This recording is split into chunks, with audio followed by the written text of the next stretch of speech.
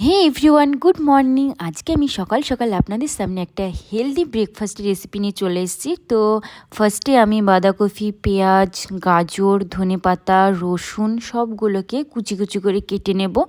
আপনারা চাইলে এর মধ্যে অন্যান্য যে ভেজিটেবল আপনারা পছন্দ করেন, যেমন আলু, অন্যান্য সব কিছু ইউজ করতে পারেন। আমি এটাই পছন্দ করি, তো এটা আমি ইউজ করলাম। এবার এর মধ্যে আমি একটু হলদি, লঙ্কার গুঁড়ো, লবণ সব কিছু মিক্স করে নিলাম। তারপরে 1 কাপ চালের গুঁড়ো এবং হাফ কাপ ময়দা বা আটা, আপনারা যেটা ব্যবহার করবেন সেটা ভালো মতো মেখে নেবেন আর হালকা জল দিয়ে দিয়ে মাখবেন, যাতে একটু হালকা ক্রিমি টেক্সচার যখন হয়ে যাবে মনে হবে, তখন আপনার ওটা রেখে দেবেন। তারপরে কড়াইয়ের মধ্যে হালকা একটু তেল ইউজ করে নেবেন। কড়াইটা দেখে অনেকজন কমেন্ট করতে পারে এত কালো কেন, তো এটা আমি অনেক দিন থেকে ইউজ করছি, সেই কারণে এটা কিন্তু ভালো পরিষ্কার, কিন্তু অনেক দিন ইউজ করা, সেই কারণে এরকম।